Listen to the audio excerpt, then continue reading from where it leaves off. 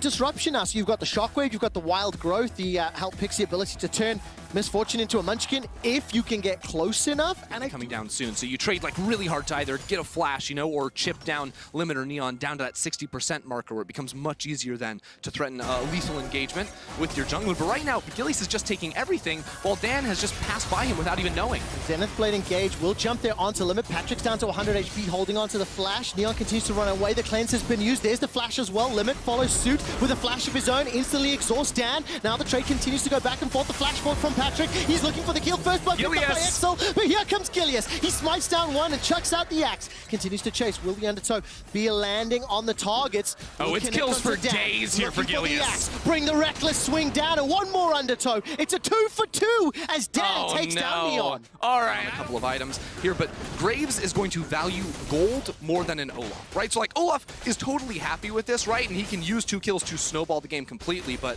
I'm always going to be happy with an even trade on Graves. Okay, I get what you mean. In terms of like who may be able to utilize that gold longer and more. And take a look at this. That's jumped out onto Gilius. He's shut down already. The Zenith Blade connects onto Limit. Neon continues to run away, trying to get those autos, looking for a double up target. The Shockwave comes in as well. And XL will get themselves 2 kills despite Schalke getting the dragon. Happening, but Dan and Cheklod were trying to work together, see if they could make something happen. Gilius just sort of laughs at Torre, and they agree to shake things off, walk back. Gilius, though, changes his mind. He's got his Ghost ready to go. He's got his Ghost. He's got a Gore Drinker completed, by the way. Ragnarok is now running. The Undertow comes out. Was flown and doesn't manage to find a target, though. Cheklod's going to get taken up by Abadagi and the Chaos Storm. And the Blast Cone will send XL. And again, Patrick is going to be isolated from the rest of his team here. Of course, mid lane, Cheklod is already rotated on down, but Patrick, he's probably going to have to get his ultimate to enter this fight if it does break out. It's a few seconds away before Broken Blade can teleport in, and I think the dragon will be secured.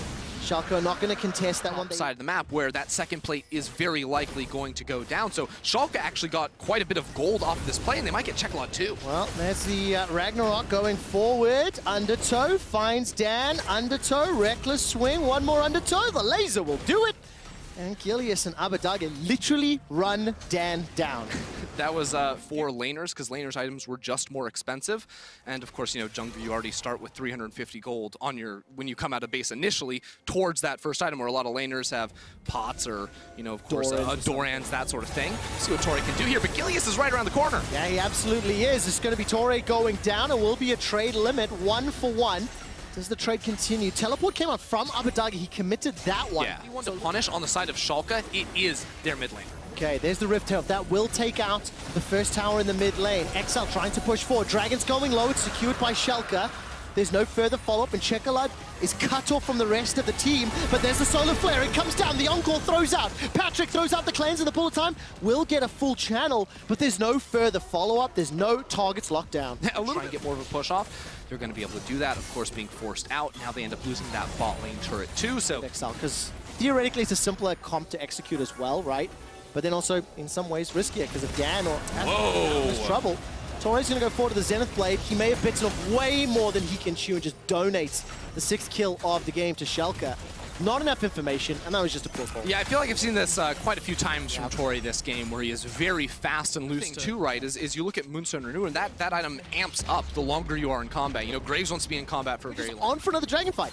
That seems to be the name of the game, unless playing inside the Darkness, XL, they're setting up a little bit of a play here. Yeah, look, it's all about the team fights. It's all about the objectives. Patrick just goes on in himself. Forward, Solar Flare comes down, sped up by Crysis Lulu, but look at the re-engage. Torre gets the Wild Growth. He gets a Zenith Blade. The Encore whiffs, goes between Dan and Patrick. XL lose their support and are on full retreat. Dan uses the quick draw to get away from the lasers, and Schalke now have absolute control of the mid lane. They've even got the inside path on Patrick and Cheklod. Gilius can threaten and engage. I mean, your guys are just going to lose your inhibitor if you keep sticking around to farm your wolves. That wave's going to get pushed all to go for the fight, and once again, Torre is punished. Did not expect Patrick to initiate. Yeah, that's the thing, is like, it wasn't even like Torre going in crazily. It was more like Torre going in so that, like, you don't have the champions to accomplish that. So again, a lot of their vision not super effective. Here we go. Well, that's a flash over the wall. The Zenith Blade onto Abadagi. He's going to get inside the river, and XL, have they made the mistake? Tori goes down once again, and they're trying to shut down Gillies. He's going to be able to survive and escape with his life. Neon's looking to run down Patrick as Checklight flashes over the wall. The shockwave is flashed away from. Abadage escapes the skill shot. Now Neon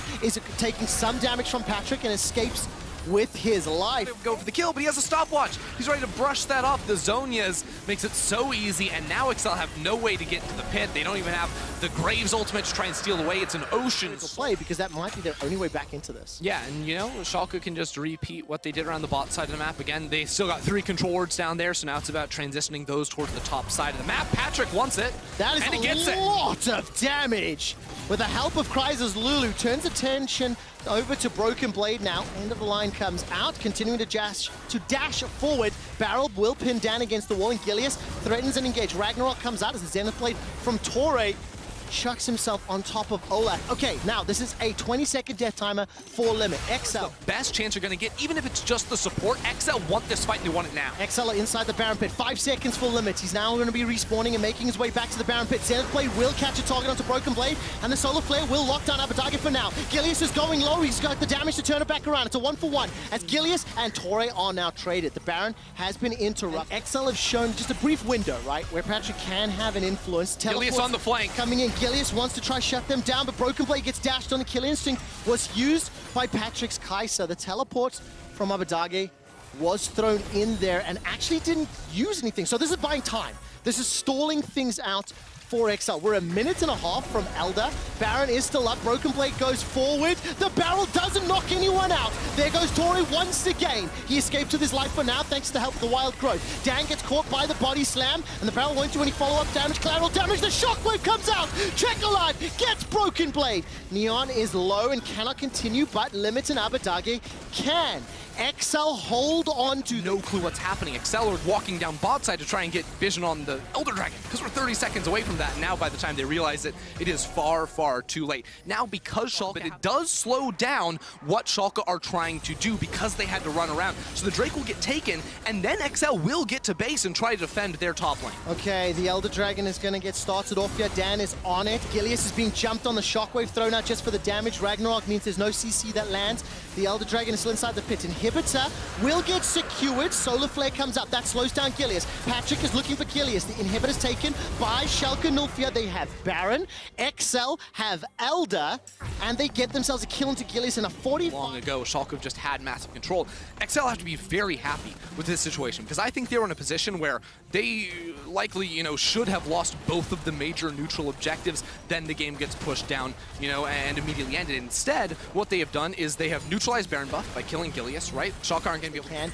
They pushed a lot of vision inside this eastern quadrant of Summoner's Rift. Broken Blade takes some damage on that objective. Thank you, observers. Now Schalke, they're back inside the Baron Pit. Now the thing is, blue side to red side, like XL have an option to hop over the wall and try to steal away the Baron. So right now, Checklot is not with the team, and not having Orianna is a big problem for them. Patrick! The engage comes in here from Schalke. That's a fantastic ultimate coming out of Seraphine. Ragnarok forward, run the hell away! Watch Patrick, watch Patrick! There's Patrick! He's got the kills in Neon. That's what XL needed. Abadage throws down the hourglass while the super minions are pushing into XL's base, but that's 2 kills to XL. They're in a 5 versus 3 for a minute. They're going to get themselves Baron. How much more can they take? It's just unreal. Patrick unkillable with all the shields going on to him. Schalke are trying to blitz over to the Elder Drake, but look at who's alive.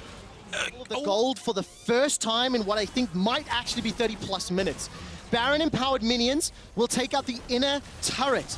That was the source of much pain and frustration just a few minutes ago. Thank you for the gold difference.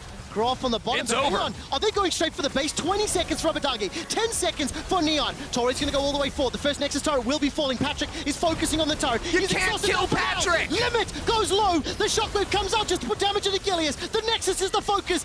XL will take down Schalke.